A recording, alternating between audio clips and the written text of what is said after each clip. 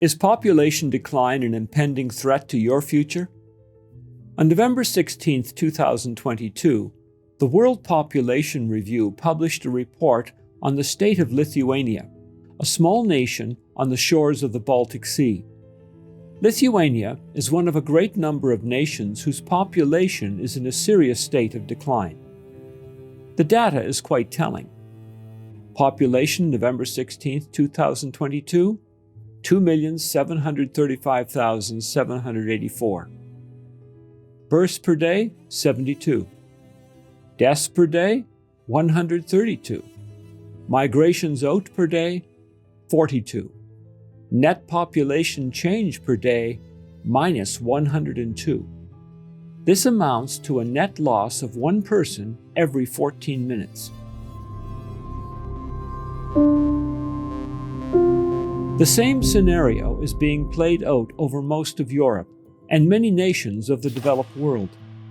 The Asia Times, in an article, Population Decline, a Coming Global Crisis, July 29, 2020, shows the extent of the problem on a more global basis. While global population has been growing steadily from 2.6 billion in 1950 to 8 billion in 2022, an end of this growth is projected.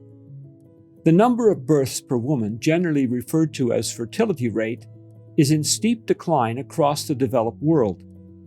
In 1950, each woman would give birth to 4.7 children.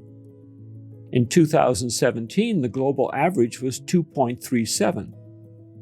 2.1 children per woman is what is needed to keep a population stable.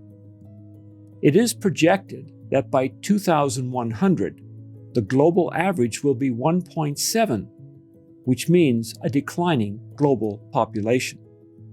Already in the Arab Gulf states, it is dropping, with the Gulf Cooperation Group averaging a fertility rate of only 1.84. Saudi Arabia is at 1.67, Kuwait 1.42, and the UAE is at 1.31.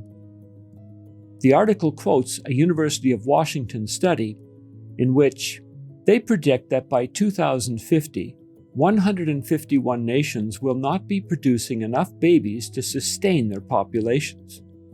By 2100, it will be 183 nations, and the populations of 23 countries, including Japan, Thailand, Spain, and the UAE, will have more than halved.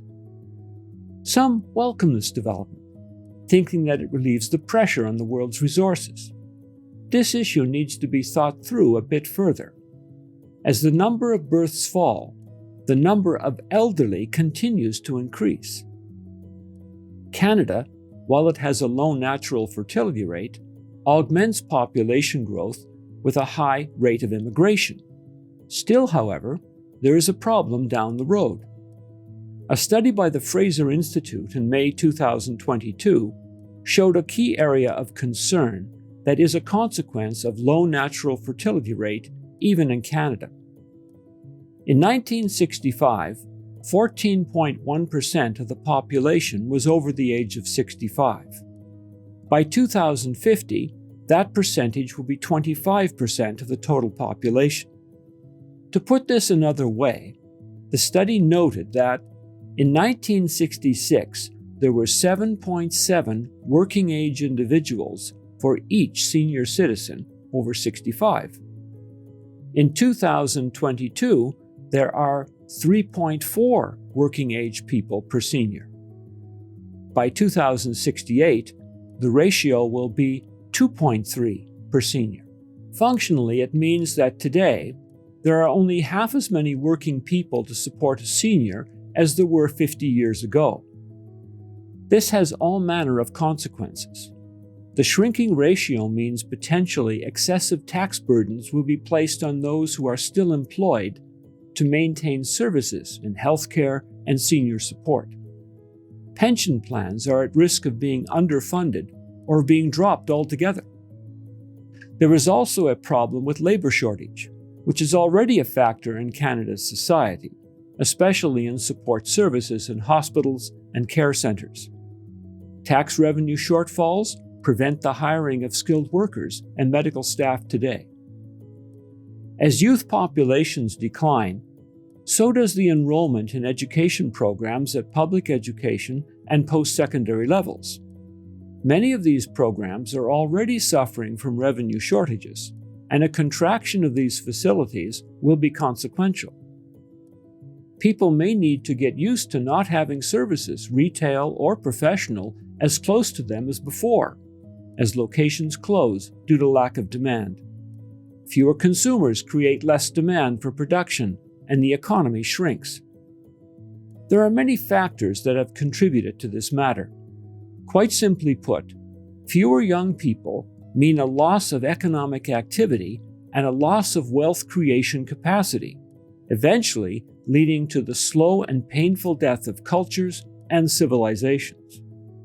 While it may be the unpopular thing to express, it is nonetheless true that the past 50 years have seen a war against the traditional family. This has, more than any other factor, reduced the birth rate. The present societal demeans marriage between a man and a woman. It fills the airwaves with rhetoric attacking the traditional family and overtly promotes newly invented definitions of gender. Massive pressure is especially put on schools to indoctrinate children in these new norms. Thus, social stability is disrupted, leading to lower fertility rates. This is without mentioning the effect of abortion as a birth control measure, which reduces the number of young people who could enter the economy by about 500,000 every 5 to 6 years in Canada alone. If we are to retain a stable social structure that has a future, including economic prosperity as a goal, perhaps one can take note of the comment from a best-selling Canadian author, William Gardner, when he wrote, "I am persuaded that the health of our entire civilization depends not on the autonomous individual, and certainly not on the state, but on the family, which lies between these two things and is our prime value-generating entity and source of freedom, privacy, and meaning. That meaning, and the importance and privileged status of the family, is being eroded before our very eyes. And it is happening not because people do not care, they do, and passionately, but because they have lost touch with the arguments and values necessary for its defense. Population decline is a serious threat to our collective future. Please take time to view our Tomorrow's World program, Fewer Babies, Death of a Way of Life. You will find the link in the description below.